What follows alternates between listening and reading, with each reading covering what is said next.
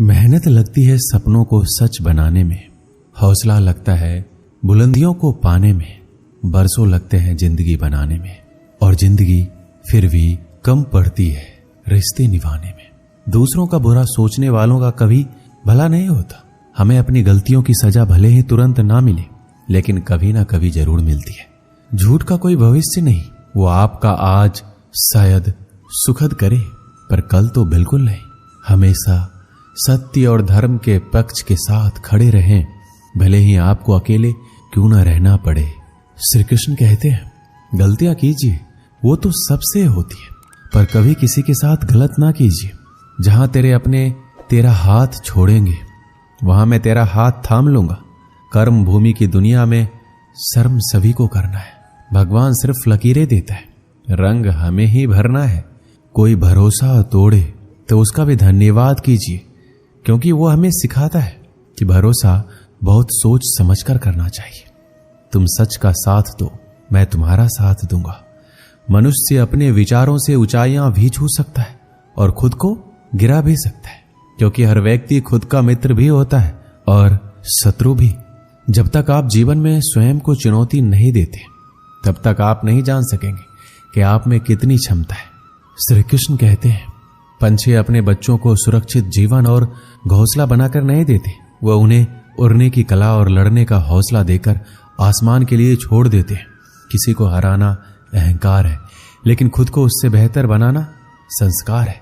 इंतजार तो मुझे उस ऋतु का है जिसमें पानी नहीं तेरा प्यार बरसे। कठिन परिस्थितियां व्यक्ति के जीवन का अभिन्न अंग है, इसलिए परिस्थितियां व्यक्ति के नियंत्रण में हो ही नहीं सकती।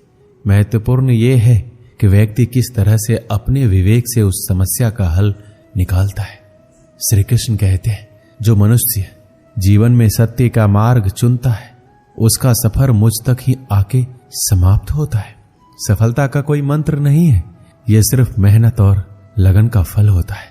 कोशिश करें कि जीवन का हर पल अच्छा गुजरे, क्योंकि जीवन अधिक समय के लिए नहीं रहता है, परंतु अच्छी यादें हमेशा जिंदा रहती है। इस संसार में देखने के लिए बहुत सारे खूबसूरत स्थान हैं, पर सबसे खूबसूरत जगह है बंद आंखों से अपने भीतर देखना। शब्दों के दांत नहीं होते, परंतु शब्द जब काटते हैं तो दर्द बहुत होता है। कभी कभी घाव इतने गहरे हो जाते कि जीवन समाप्त हो जाता है, परंतु घाव नहीं भरते। श्री कृष्ण कहते हैं जिंदगी में ठहराव का सुख तभी मिलता है जब आप जी भर के भटक लिए हैं इस जमाने में। जो मनुष्य मन को अपने बस में नहीं करता, उनको ये मन विनाश की ओर ले जाता है। जिसने भी गीता के वचनों को अपने जीवन में उतारा है, उसने ही अपने जीवन को सुधारा है।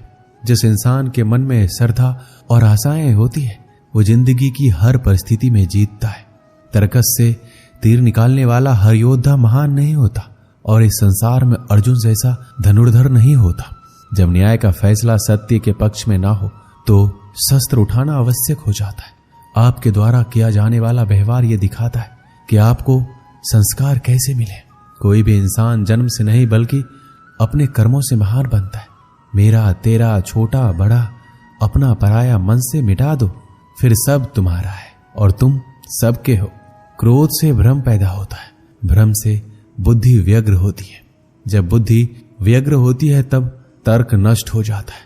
जब तर्क नष्ट होता है तब व्यक्ति का पतन हो जाता है। जन्म लेने वाले के लिए मृत्यु उतनी ही निश्चित है जितना कि मृत होने वालों के लिए जन्म लेना। इसलिए जो अपरिहार्य है उस पर शोक मत करो।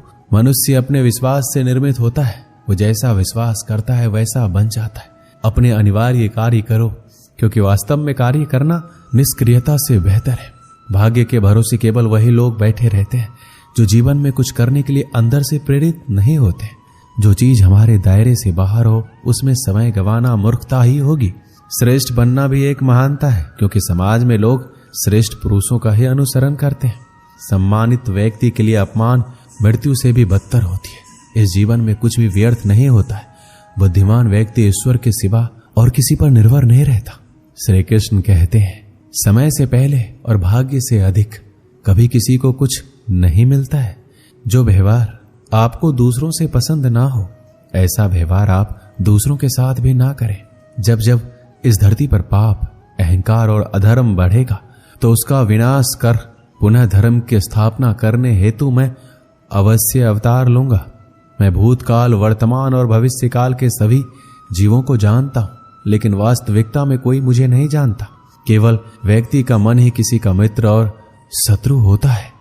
श्री कृष्ण कहते हैं, जो मुझे सर्वत्र देखता है और सब कुछ मुझ में देखता है, उसके लिए ना मैं कभी अदृश्य होता हूं और ना वह मेरे लिए कभी अदृश्य होता है। श्री कृष्ण अर्जुन से कहते हैं, हे अर्जुन, शरीर त्यागते समय मनुष्य जिस जिस भाव का स्मरण करता है वह उस भाव को निश्चित रूप से प्राप्त होता है।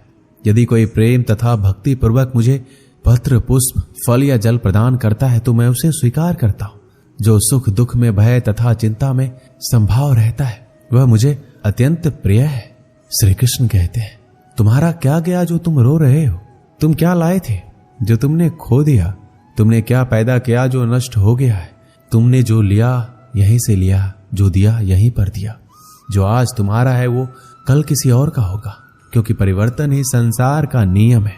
जीवन ना तो अतीत में है ना ही भविष्य में, जीवन तो वर्तमान में है। एक समय की बात है, एक गांव में एक व्यक्ति रहता था जो अपने जीवन को लेकर बहुत चिंतित रहता था। उसे लगता था कि उसके जीवन में एक बड़ा बदलाव आना चाहिए, जिससे उसे जीवन में किसी भी तरह की परेशानी ना रहे। उसके पास खूब धन हो और उसकी खूब प्रसिद्धि हो, वह जहां जाए उसे सम्मान मिले। परंतु उसके जीवन में कुछ भी नहीं बदल रहा था, क्योंकि वह कुछ करने की जगह बस सही समय का इंतजार कर रहा था और समय उसके कुछ करने का इंतजार कर रहा था। उसकी इसी आदत के कारण उसका मन दुखी रहने लगा। उसके मन में नकारात्मक विचारों का वास होने लगा। उसे हर चीज में कमी नजर आने लगी। जब भी वह कुछ करने का मन बनाता तो अचानक उसके मन में विचार आता कि शायद ये काम सही ढंग से नहीं हो पाएगा। उसे लगने लगा शायद वह कुछ करने के लायक ही नहीं है। इसका परिणाम ये हुआ कि उसका जीवन पहले से भी दुखमय हो गया। उसे समझ नहीं आ रहा था कि वह इस परिस्थिति से बाहर कैसे निकले, कैसे वह कोई ऐसा काम करे जिससे वह सफल हो सके। दिन बीतते जा रहे थे, लेकिन उसे अपनी समस्या का कोई समाधान नहीं मिल रहा था।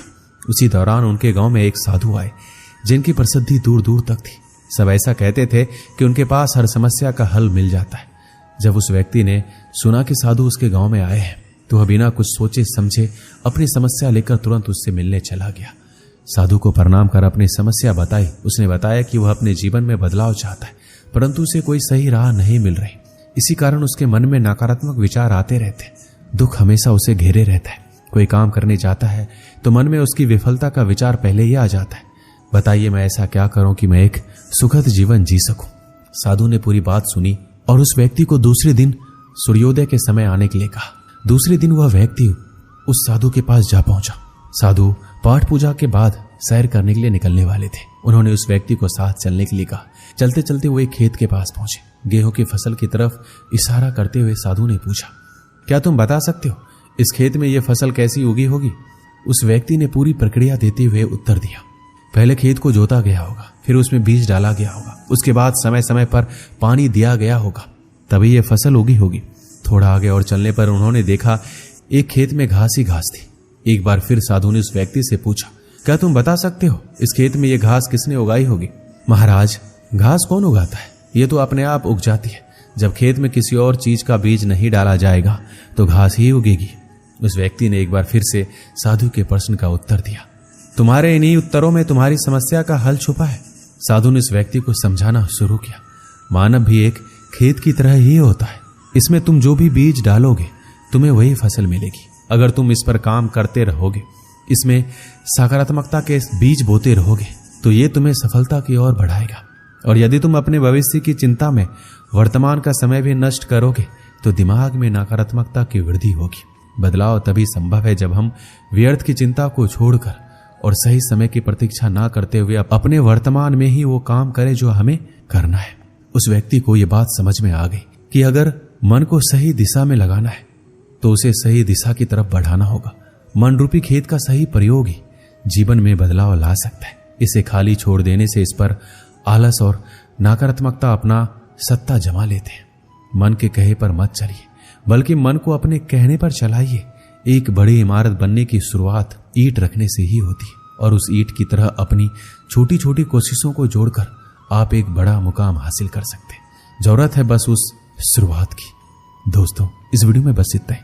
मिलते हैं अगली वीडियो में। अपना ख्याल रखिएगा। जय श्री कृष्ण।